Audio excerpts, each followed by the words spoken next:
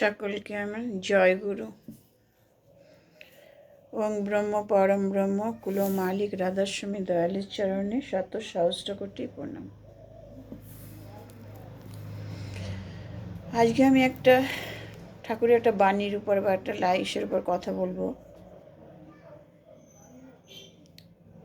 পরিবার গঠনে নারীর ভূমিকা।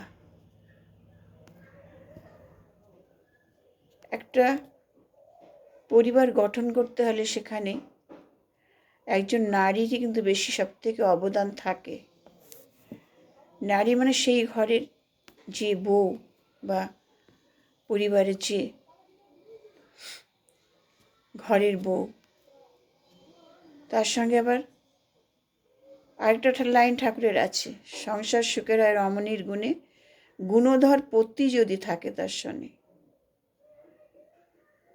তাহলে একজন রমণীর গুণে সংসার হয়, পরিবার তৈরি হয়, তার পাশে কিন্তু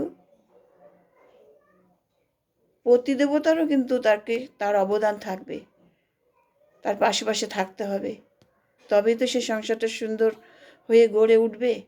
আবার সদাচারে বাঁচে বাড়ে, লক্ষ্মী বাঁধা তার ঘরে। আর সর্বদা সদাচার মেনে চলতে হবে। হ্যাঁ, সংসারটাকে সুন্দর করে গড়ে তুলতে হলে সদাচার, সর্বদা প্রত্যেকটা জিনিসের উপরে সদাচার মানে পরিষ্কার পরিচ্ছন্নতা, নিয়ম কানুন কিছু যেটা সংসার করতে গেলে প্রয়োজন, সেগুলো মেনে চলতে হবে। কারণ যেহেতু ঘরে ঈশ্বর থাকে, লক্ষ্মী বিরাজ করে, এই সদাচারগুলো মানতেই হবে। এই সদাচার আমাদের ঠাকুর খুব সদাচার মেনে চলতেন, খুব সদাচার মানার কথা বলেছেন।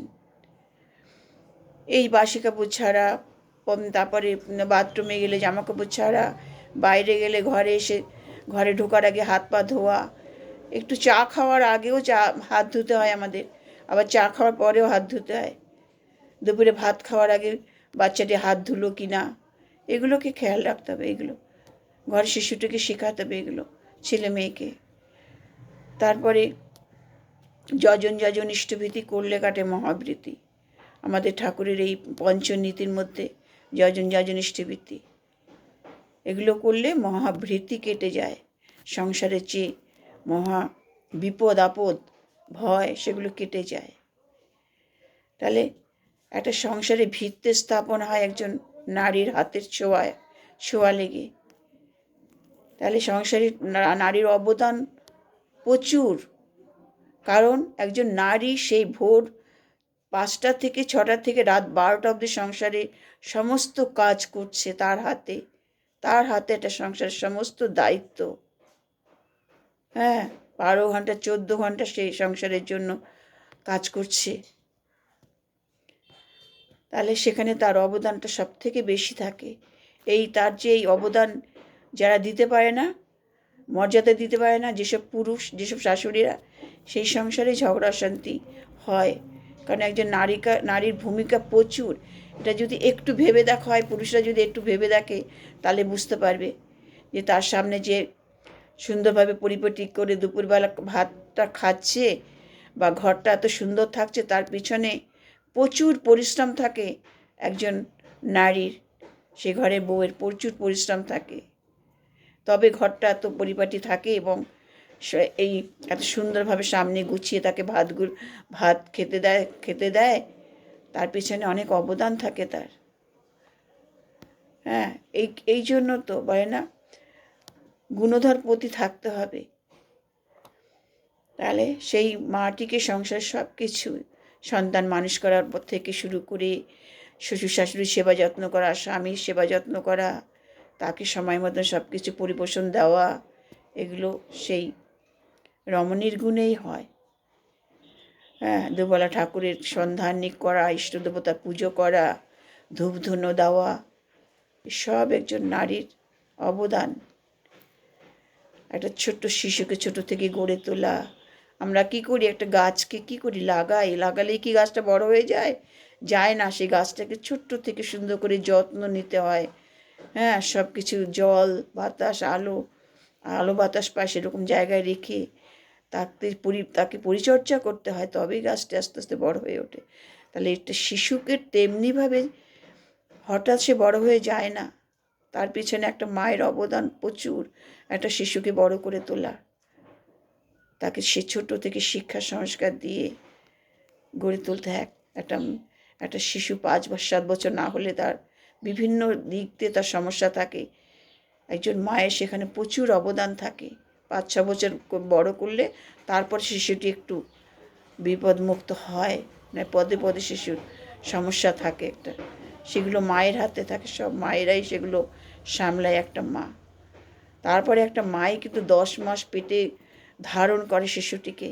তাহলে দেখেন 10টা মাসও তাকে একটা মাকে কত অসুবিধার মধ্যে কাটাতে হয়, কত শারীরিক সমস্যা থাকে, মানসিক সমস্যা আসে। হ্যাঁ, এগুলো যারা না বুঝবে সে সংসারে, সেই পুরুষ কখনো সে সংসার সে সুন্দর হয় না, বা কখনো সেখানে একটা নারী ভালো থাকে না, যারা না বুঝতে পারে, যারা না বোঝে এই মায়েদের অবদান, ঘরে রমণীর নারীর যে অবদান, 10 মাস ধারণ করে তারপরে তাকে পৃথিবীতে আনে, তারপরে যে পৃথিবীতে আনে তার যে প্রসব যন্ত্রণা ভোগ করতে হয় সেটা একমাত্র একটা মাই জানে। অনেক পুরুষও উপলব্ধি করতে ভালো, যারা সত্যিকারে আদর্শবান পুরুষ তারাও উপলব্ধি করে, তাদের মুখেও শুনেছি। হ্যাঁ, তাহলে একটা সন্তানকে পৃথিবীতে আনতে মায়ের কত পরিশ্রম, কত অবদান, কত কত সমস্যার সম্মুখীন হতে হয়। হ্যাঁ, এগুলো বুঝতে হবে। তোমার সন্তানের মা, হ্যাঁ, যে স্বামী যখন তার স্ত্রীর যদি কষ্ট না বোঝে, হ্যাঁ, তার সবসময় তাকে কথা বলতে গেলে তাকে অসম্মানজনক কথা বলতে গেলে তার গায়ে হাত তোলার ভাবতে হবে যে আমার ছেলে মেয়ের মা ইনি, আমার সন্তানের জননী। হ্যাঁ, শেষ প্রতিদেবতাও তার মায়ের সন্তান। এগুলো যে সংসারে এরম সুন্দর স্বামী স্ত্রীর বোঝাপড়া থাকে, সেই সংসার সুন্দর হয়, পরিপাটি সংসারে সুন্দর শান্তি বিরাজ করে, সুখে শান্তিতে বাস করা যায়। তাহলে একটা মায়ের অবদান থাকে, সেই মা সমস্ত দিক দিয়ে সেই সংসারে তার পুরুষ জীবনটাকে দিয়ে দেয় একটা সংসারের পিছনে পরিশ্রম করতে করতে। তাহলে এখানে এই জন্য ঠাকুর বলেছে যে পরিবারে নারীর ভূমিকা কি, একটা মায়ের ভূমিকা প্রচুর সেই পরিবারটার উপরে। এটা না সবাইকে বুঝতে হবে, স্বামীকে বুঝতে হবে, শ্বশুর শাশুড়িকে বুঝতে হবে, হ্যাঁ, তাদেরও বুঝতে হবে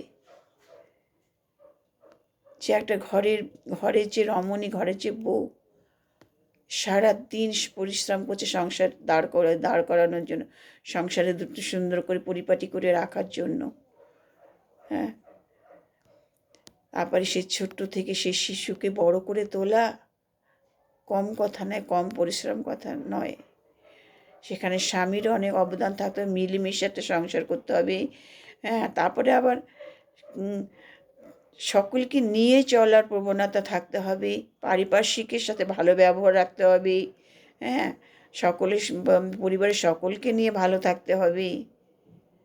হ্যাঁ, তবে সেই পরিবার সুখে শান্তিতে থাকে।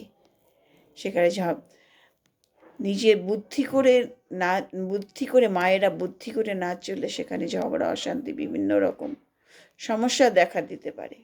তাই জন্য আমাদের ঠাকুর বলেছেন যে সবসময় ইষ্টকেন্দ্রিক পথে থাকতে, ঈশ্বরকে নিয়ে, হ্যাঁ, ঈশ্বরকে নিয়ে ইষ্টকেন্দ্রিক পথে, আধ্যাত্মিক পথে সর্বদা উভয়কে, দুজনকেই প্রথম থেকে একটা ডিসিপ্লিন, একটা নিয়ম শৃঙ্খলার মধ্যে চলতে হবে সংসারে। নিজস্ব চলনে চললে হবে না, একটা ঈশ্বরকে এই জন্যই শেষ পর্যন্ত আমাদের ঠাকুর বলেন সবসময় একটা সদ্গুরুর শরণাপন্ন হতে হয়, একজন আদর্শকে নিয়ে চলতে হয়, সদ্গুরুর উপদেশ নিয়ে মাঝে মধ্যে তার সাথে সাক্ষাৎ করতে হয়, তার গুরুর আশ্রমে যেতে হয়, ভালো সদ্গুরু দরকার হবে, কিন্তু একটা আদর্শ সদ্গুরু, সে যে কেউ হতে পারে। হ্যাঁ, তাই সবসময় জানবেন একটি মায়ের অবদান সংসারে প্রচুর, অনেক অবদান। তাই সেই মাকে, যেখানে সেই মা, সেই যে ঘরের যে নারী, সেই ঘরের বউ, যে সেখানে যে যেখানে অসম্মান হয় না, ওখানে অসম্মান হয়, অসম্মানিত হয়, সেই সংসার কখনো ভালো হয় না, সুখের হয় না কখনো। সে সংসার, সেই সংসারে সেই ছেলেমেয়েও সুন্দর শিক্ষা সংস্কার পায় না। তাই সবসময় ঘরের নারীকে সম্মান করা, তার মর্যাদা দেওয়া কর্তব্য। নমস্কার, জয় গুরু। সকলের মঙ্গল প্রার্থনা করি।